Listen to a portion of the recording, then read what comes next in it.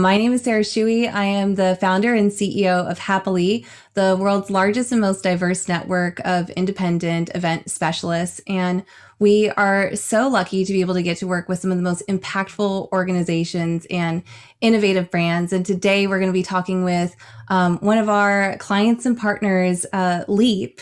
Leapforkids.org. You should check out their website right now and poke around and feel free to drop in the chat any questions that you're going to have for the amazing team that's behind Leap. We're going to ask them a little bit about the program that we're working with them is this massive, very ambitious, very cool dinner party series. It's going to be their 26th. This is the first time that they're taking it virtual, and we're going to be doing that with we're going to be doing that with them just next week. So I'd love to bring up Yakita Robinson and Rachel Kline Brown from Leap and introduce you to them. Hi, everybody. Ooh, the magic of the internet. Yakita, I understand that you are the boss lady, the chief of staff at Leap. How long have you been there? And in your own words, can you tell us a little bit more about the organization and why you're so passionate about them? Yes, Sarah. First, I'd like to say, thank you for having me. I've been with the organization for over 10 years now, starting as a junior counselor in high school and currently as the chief of staff. The organization is amazing. You can see, I've been here for many years. It allows you to grow and tap into your full potential to be, a young person and being a leader. And that's a lot of what we focus on within the organization: mentorship, literacy, social development, and college readiness. And we do a lot of that work with our high school and high school students who are junior counselors and our college students who are senior counselors. And they're paired together as a group to mentor a group of young ladies and young gentlemen between the ages of 7 and 12. And a lot of that work is really to just share, their life experiences, but also make sure that they are where they need to be, academically with their academics, and then also that social piece that we want to make sure that we don't forget about, because that's just as important as all of the other things that we do on a day-to-day basis. And all of the things that we do offer to the New Haven community is free for our participants to enjoy and gain those different experiences that they may not have within their individual communities for various reasons.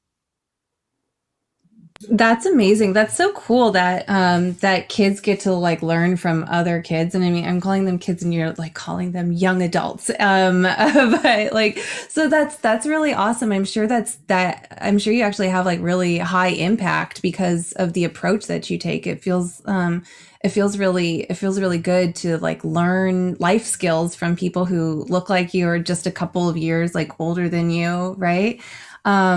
That's really awesome. How many people, how many students are you able to serve every year, and how many people does it take within your organization to launch this program, all these programs?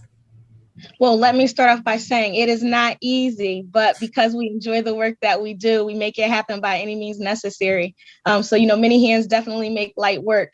So within a year, we service, over, thousands of young people to participate in our program, including our children's program and our youth development program.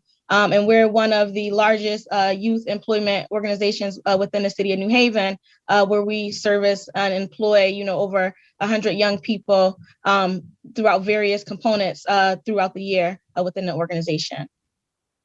That is so cool. And Rachel is their director of development. How do donors and patrons and partners play a part in all of this?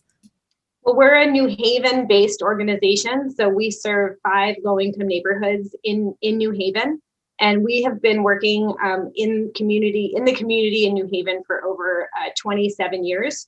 So people that support and care about the city of New Haven often care and support Leap. And so it's a really community-based organization. We have a broad community of supporters that help us in all the different things that we do. So as Yakita said, all of our programs are free. So we raise a lot of money from the people in the community and beyond through foundations, through a lot of individuals, through events, which we'll talk about. And then just through participation in our programs. So we have volunteers who help teach the kids yoga. They teach them guitar, and we partner with organizations that teach them how to do drama and acting. We partner with the Yale Art Gallery, which takes them on tours when times are better, of the art gallery and the Peabody Museum.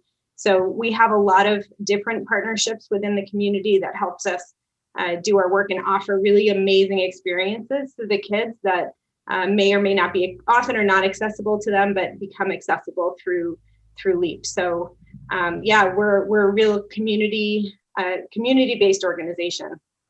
I imagine that it's loud like all the time, like in real life, just like everyone like chit-chatting and all this stuff. And like and I'm curious, you know, like with the move to virtual, and you came up with, can you tell us, let's go talk about your event a little bit. So the event is called the Leap Year event, right? But you have it every year. It's not every other leap year.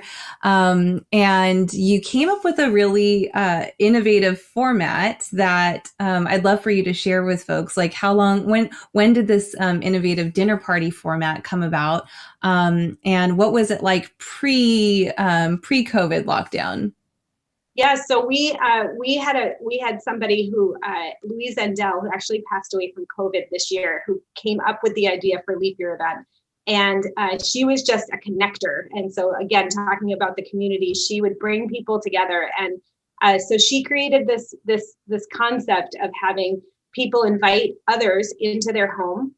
And to have an intimate kind of evening and conversation centered around a guest of honor. We have a lot of amazing people that live in our community, and so many of them were the guests of honor, professors from Yale, professors from, we have 6 colleges, Southern and Quinnipiac, and a lot of just amazing artists. And so those would be the guests of honor, and people would pay to get tickets to have dinner with these guests of honor, and then have a really exciting conversation about whatever topic it was that they were talking about. And so then we had hosts who would actually serve all of those people dinner, and basically have a bunch of strangers in their home for the evening. And they ranged from like 12 people to 30 people or 40 people, depending. But it was an incredible tradition that we've had for over 20, this is our 26th year doing that. And so we couldn't let it go, even though it's incredibly hard to imagine going into anyone's home right now and having a meal.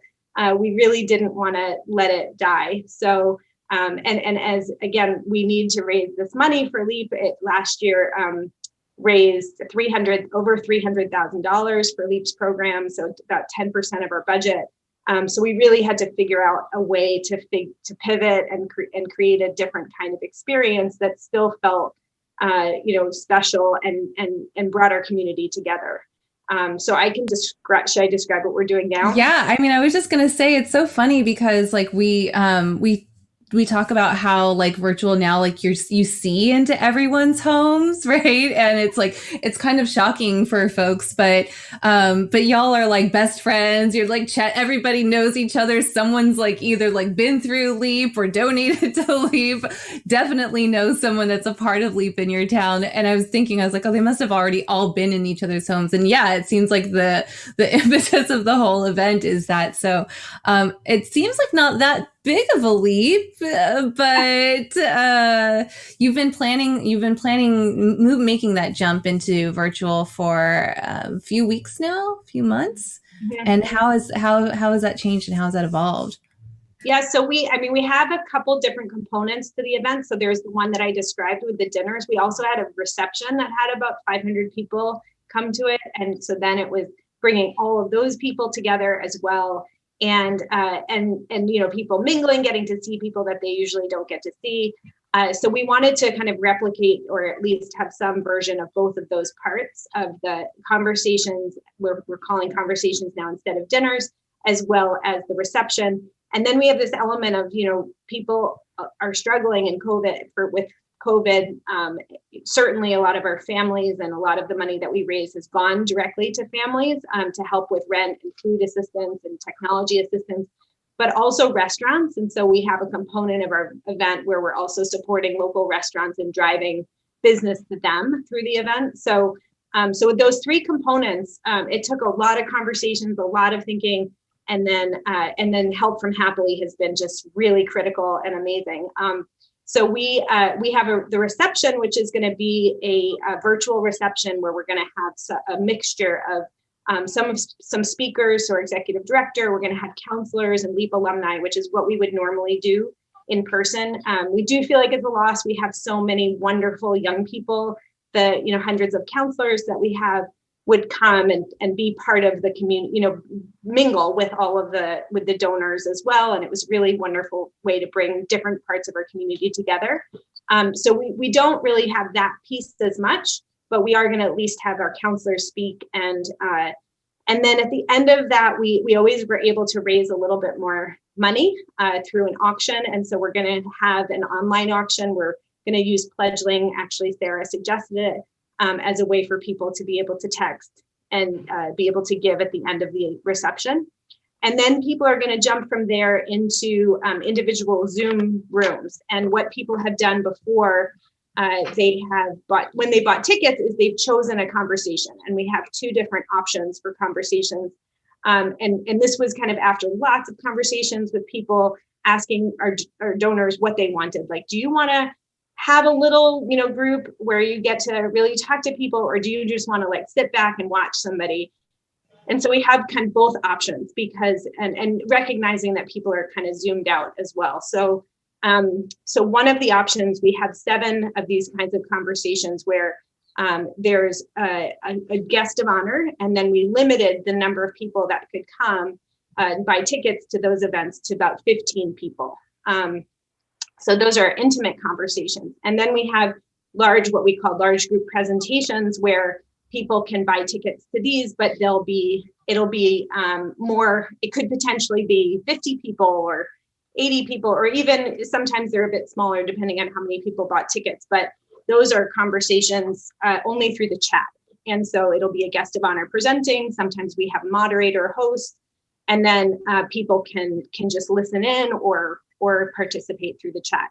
And so people bought tickets to one of those 16 conversations. Normally we would have 30 or 32 of these dinners. And the kinds of tickets people could buy, we have a first time attendee because we're hoping to get people from other parts of the country that normally couldn't come to Leap Year event. From people watching this live stream, come. Yeah, it'd be a really exciting evening, and you can still buy tickets between now and Sunday. So the 21st. I love how you went and asked, something I think that a lot of folks forget to do is to just ask your community, what would you want? Right. And I love that you did that. And I love that beyond that, you heard that there was a big group of people over here who wanted to have something really interactive and then also something really entertaining. And you took the extra step to offer both of those options. It's super cool. Yukita, I'm actually curious, since you've been there for 10 years, do you have a favorite memory from a past Leap Year event that you can share with us? Yes. So one thing that popped in my mind immediately when you asked is, so we have these guests who come and speak at the reception, and, we've also had our counselors be some of those guest speakers at the reception.